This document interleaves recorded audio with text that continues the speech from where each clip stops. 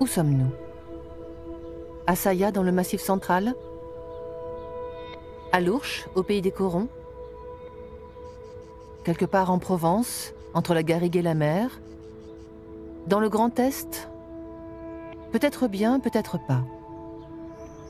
Ce qui est sûr, c'est que nous sommes dans une zone pavillonnaire, comme il en existe des milliers en France. Qu'elles s'appellent les terrasses du Soleil, le clos des Acacias ou le domaine de la Châtaigneraie, leur nom sonne toujours comme la promesse d'une vie meilleure.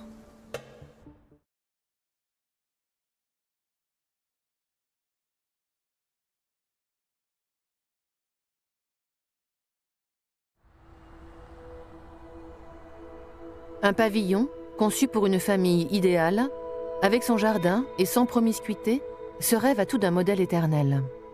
Sa diffusion à grande échelle est en réalité un phénomène récent.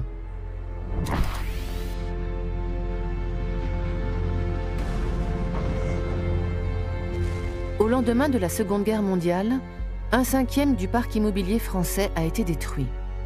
On considère alors que 14 millions de Français sont pas ou mal logés. Et l'on pressent, à cause du baby-boom et de l'exode rural, que la situation ne va faire que s'aggraver. Pour résoudre ce problème, Roger Bouteville et André Pux, deux ingénieurs français, imaginent une solution simple mais révolutionnaire. Un modèle unique de maison bon marché, constructible rapidement, grâce à une structure en acier, des parois en plaques de béton, le tout en kit préfabriqué en usine. Ils créent leur entreprise en 1946. Elle s'appellera Maison Phénix parce que capable de renaître des cendres de la guerre. Les deux précurseurs parviennent à en vendre quelques-unes, mais le succès n'est pas immédiat. Car à cette époque, c'est un autre modèle que l'on préfère.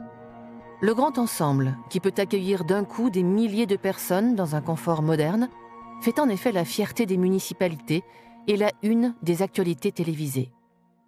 Des constructions comme la cité Rotterdam, disposées au nord d'un futur parc, sont la formule de l'urbanisme moderne. Construite en un temps record, la cité abritera 800 familles qui jouiront d'un maximum d'ensoleillement grâce aux façades orientées au sud. Cette politique de grands ensembles a assez vite montré ses défauts. C'est-à-dire qu'on a souvent l'idée que les grands ensembles ont été construits avec des promesses de bonheur ménager, en racontant à tous leurs futurs habitants qu'ils allaient accéder au confort moderne du logement. Ça a été vrai, mais il se trouve que ça s'est socialement dégradé, et en termes de réputation dégradé, relativement rapidement dans beaucoup de villes. Petit à petit, les personnes qui avaient des ressources plus importantes, en fait, elles ont voulu fuir ces quartiers, parce qu'elles se sont aperçues que cette uniformité, cette homogénéité, finalement, ça répondait peut-être pas à leurs aspirations, que cette architecture fonctionnelle, elle avait peut-être été conçue et réalisée par des architectes, mais qu'en fait, ses qualités esthétiques n'étaient pas forcément au rendez-vous. Par ailleurs, il y a eu des défauts de construction. On a construit très vite, donc l'isolation n'est pas parfaite. On entend tout ce que fait le voisin au-dessus, en dessous. Et puis, on était quand même très loin des centres-villes, en général. Il n'y avait pas toujours des transports en commun. Les commerces n'étaient pas suffisants. Donc, dès qu'ils ont pu, les personnes sont parties. Cet échec rapide du grand ensemble contraint les pouvoirs publics à reconsidérer la question de la maison individuelle. Mais comment loger le plus grand nombre, tout en offrant à chacun un cadre de vie calme et confortable? En ce cœur des années 60, c'est William Levitt, un promoteur immobilier venu d'outre-Atlantique, qui a peut-être trouvé la solution. Celui qu'on surnomme alors le roi des banlieues vient d'achever le tout premier lotissement à l'américaine de l'Hexagone, au Ménil-Saint-Denis, dans les Yvelines, à quelques kilomètres de Paris. Il y applique pour la première fois en Europe le concept qui a fait sa fortune aux États-Unis, acheter des terrains bon marché dans la lointaine périphérie des grandes métropoles et construire des villages entiers de maisons en kit comme celle qu'avait développée Phénix. Les résultats sont impressionnants. En Pennsylvanie, Levitt est parvenu en moins de 2 ans à bâtir de véritables villes de plus de 17 000 maisons. Des cités qui portent même son nom.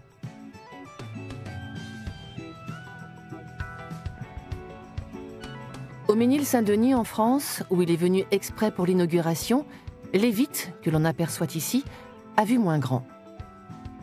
L'ensemble ne regroupe que 500 maisons destinées à une clientèle plutôt aisée, de cadre moyen ou supérieur, comme en témoignent les noms des différents modèles, Arcy, Barbizon, Dampierre, qui portent tous le nom d'un château des environs. Pour les pouvoirs publics, la solution est là. À la place du grand ensemble, il faut développer en masse le lotissement de maisons individuelles.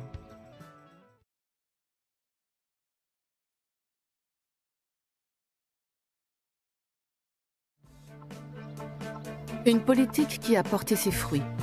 Au terme de 50 ans d'incitation au pavillon pour tous, les résultats sont là. Chaque année, 170 000 maisons individuelles sortent de terre, dans des territoires toujours plus éloignés des centres-villes. Voilà comment a pu se constituer, en deuxième puis troisième couronne des moyennes et grandes agglomérations, juste après les banlieues, mais avant la campagne, cette zone grise, étendue et discontinue, dans laquelle l'habitat est majoritairement individuel et où vit un quart de la population française. Un espace que l'on appelle le périurbain. Mais comment vit-on au quotidien le rêve pavillonnaire dans ces territoires d'un nouveau genre? Et quelles conséquences ce choix a-t-il sur le budget des nouveaux propriétaires de maisons? À une trentaine de kilomètres de Paris, dans un charmant lotissement à la lisière de Montigny-le-Bretonneux, nous rencontrons France et Ludovic Devos. France est juriste dans la fonction publique et Ludovic, technicien dans le secteur de la défense. Suite à la naissance de leur dernier enfant, il y a 5 ans, le couple décide de déménager du centre-ville de Versailles, où ils étaient locataires, pour s'installer dans un lotissement. Leur rêve, devenir propriétaire d'une maison dans laquelle tous les samedis et les dimanches, quand il fait beau, ils peuvent profiter en famille de leur jardin. Après la naissance de notre deuxième enfant, on avait besoin de chambres supplémentaires, donc on a dit tant qu'à faire, autant quitter l'appartement et prendre une maison. Ça permet d'avoir un bout de jardin, le bon nombre de chambres. On va pas avoir une chambre par enfant. Voilà. Moi, je me sens plus chez moi dans une maison que dans un appartement, quoi. Oui, c'est vrai. Voilà. Une petite visite s'impose. Donc, au premier, on a les chambres des enfants, une première ici. Après le rez-de-chaussée, avec salon et cuisine de plein pied sur le jardin, on retrouve à l'étage les chambres des enfants, décorées de jolis dessins dans lesquels le rêve pavillonnaire se démultiplie. Et puis vient le deuxième étage, le territoire des parents, où leurs désirs deviennent réalité. Alors ici, on a la chambre. Avec, très important, le lit sous le Velux. Ça, c'était un de mes critères plus. L'achat de cette maison leur a coûté près de 400 000 €. Avant de se lancer dans l'aventure, le couple avait bien pris le temps de peser le pour, le contre et d'établir un budget prévisionnel précis. Donc venez, je vais vous montrer le jardin. Ludo doit être déjà en train de préparer le barbecue. Car avec 3 enfants, 2 voitures et un gros crédit sur le dos, ils savaient que devenir propriétaire d'une maison individuelle aurait un impact sur leur niveau de vie. Par mois, du coup, en termes de crédit, on est à 1008. Moi, 1005 et après... non, 1006. Et après, si on rajoute tout ce qui est taxes foncières, les taxes d'habitation... Les assurances. Les assurances, il faut qu'on a un budget de 2000 € pour la maison. Et ça vous oblige à renoncer à certaines choses alors? En termes de renoncement, c'est principalement le budget qui est un peu plus grévé. On fait moins de restos, on fait un peu moins livrer aussi quand même. Avant, oui, c'est vrai qu'on partait, on allait au cinéma régulièrement et tout ça. Mais bon. Et c'était un choix de vie pour les enfants aussi qu'on a fait ça, quoi. Donc.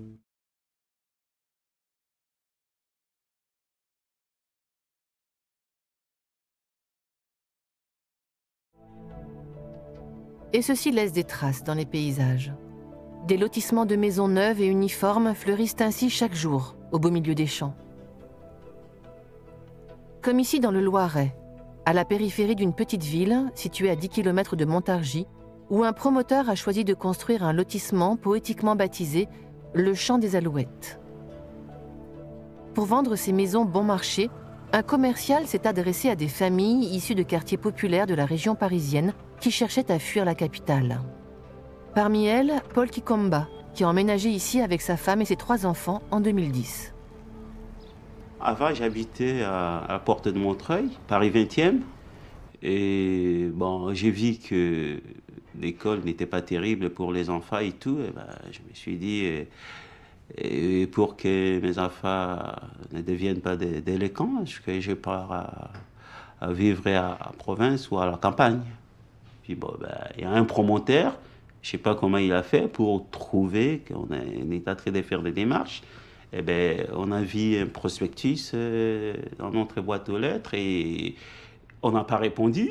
Et puis, une semaine après, lui-même, il s'est pointé dans notre porte pour nous demander ce que vous faites, est-ce que vous voulez une maison, tout ça. Maison abordable, facilité sur le permis de construire et promesse d'une flopée de crédits aidés, Paul se laisse séduire par l'arsenal déployé. Seul problème, le lotissement est à plus de 130 km de Paris, où il travaille. Pour remporter la vente, le commercial n'hésite pas alors à tordre un peu la réalité. Que le promoteur nous a promis qu'il y avait une gare juste à côté de chez nous, une gare proche, et puis de chez moi jusqu'à mon lieu de travail, c'était 1 heure. Et donc nous, on croyait que c'était vrai, mais c'est faux. Tous les jours, Paul quitte ainsi son pavillon à 4 heures du matin pour arriver à l'heure sur son lieu de travail.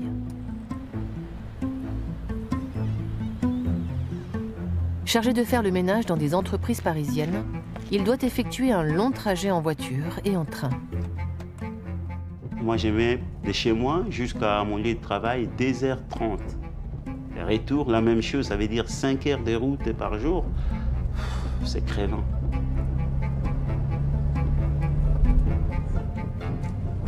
Le parking, ça va? Ouais, parking. À cette heure-ci, oui, ça va.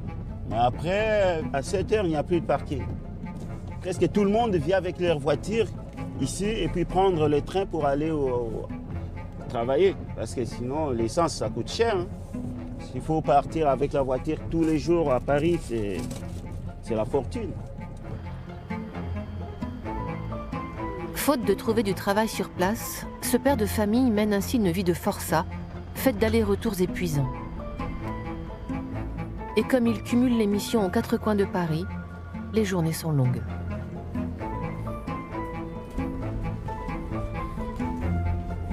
C'est journée marathon qui commence là. Là, je finis vers 19h, 19h30. On pensait qu'on habitait là-bas, on va vivre mieux, mais là, on est en train de s'enfoncer. Comme Paul, ils sont des dizaines de navetteurs à avoir fait le choix de l'éloignement pour trouver un meilleur cadre de vie. Ce qui pèse sur leur vie de famille. Le week-end, les samedis, j'essaie de profiter au maximum. Les enfants, on fait des courses, on va faire un peu de footing, on va aller faire les courses et tous ensemble, ça, je profite. Mais le dimanche, je suis toute la journée, je ne sors même pas, je me repose. Parce que le dimanche, le cerveau commence à réfléchir que lundi approche, lundi approche. Mais à chaque chose, il y a des inconvénients et des avantages. Paris avait ses avantages et ses inconvénients. Ici aussi, il y a des avantages et des inconvénients. Mais si je regarde de deux côtés, je me dis, si j'étais resté à Paris, je ne sais pas qu'est-ce que mes enfants devraient être. Bon, je suis ici, c'est vrai, je souffre. Bon, mais qu'est-ce que j'ai fait? Je me mets au milieu, je dis, on vit.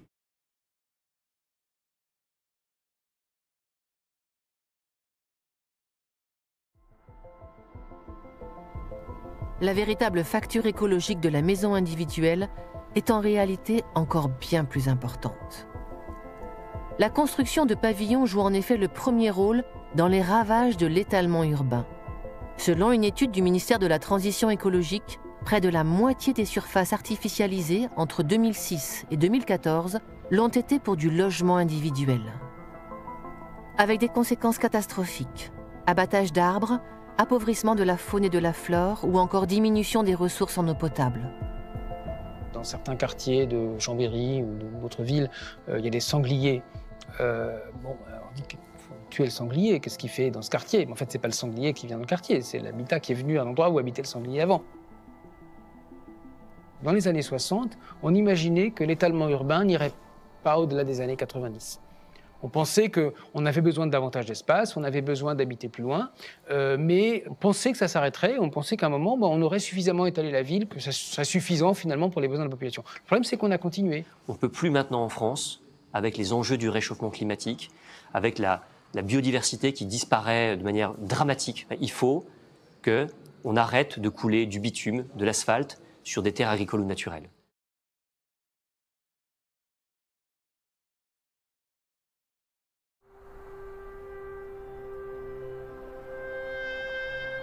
Le grignotage des terres agricoles n'est pas la seule conséquence de l'étalement pavillonnaire.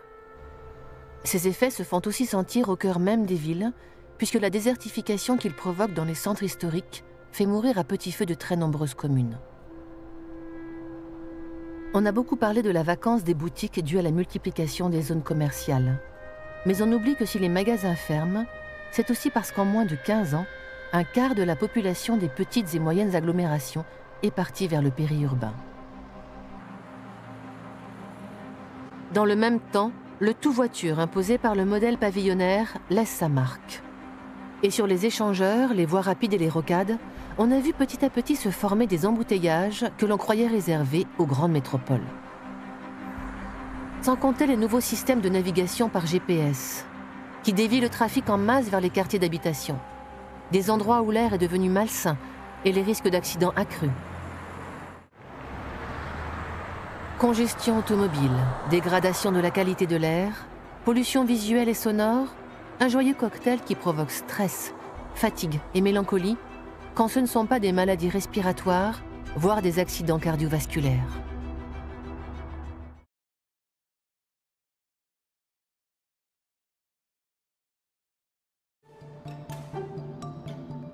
Ainsi, ce qui faisait le cœur du rêve pavillonnaire, l'accession à la propriété dans un cadre champêtre et bucolique, loin de l'atmosphère toxique des villes, s'évanouit-il de plus en plus souvent au contact de la réalité.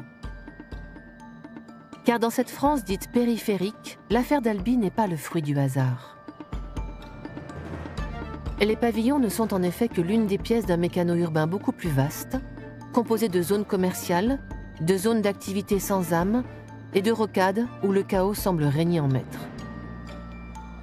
Cet urbanisme obéit en réalité à une pensée rationnelle qui imprègne le développement de nos villes depuis de longues années. Pour comprendre comment ce système s'est mis en place, il faut encore une fois faire un petit détour par le passé.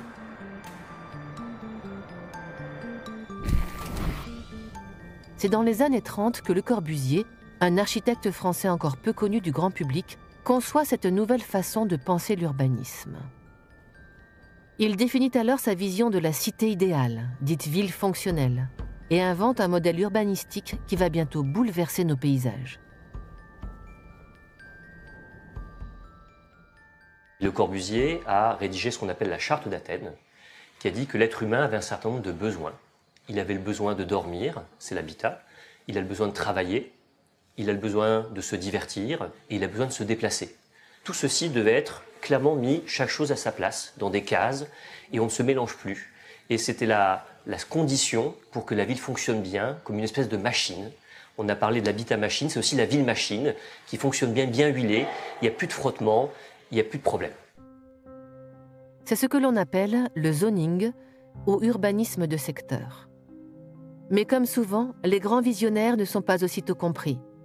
Il faut attendre le début des années 50 pour que la théorie de Le Corbusier soit reprise et appliquée pendant plus de 60 ans. Au fur et à mesure des années, on construit alors dans le périurbain des zones d'habitat sans commerce, auxquelles on juxtapose des zones commerciales sans habitat, que l'on relie et sépare à la fois par des rocades, des échangeurs et des routes. Et c'est ainsi, dans ce système se répétant à l'infini, sans cohérence d'ensemble, que les quartiers pavillonnaires se sont retrouvés cernés par les zones commerciales. Même si le schéma se complexifie un peu avec le temps, en intégrant des zones de bureaux, parfois des hôpitaux, des universités et même des espaces verts, la philosophie perdure et l'idéologie à l'œuvre met en scène, dans le dur, le spectacle d'un monde séparé qui aliène et isole. Donc ça fait un paysage particulier, qui favorise peu la rencontre, une fois de plus, et qui finalement isole à la fois chaque activité dans un moment de la journée, et puis chaque individu dans un moment de la journée d'activité aussi. Donc on se croise finalement assez peu, ou alors seulement pour des fonctions très précises. Et le résultat est là, sous nos yeux. Des quartiers d'habitation sans commerce et sans lieu de rencontre, où le lien social se délite peu à peu.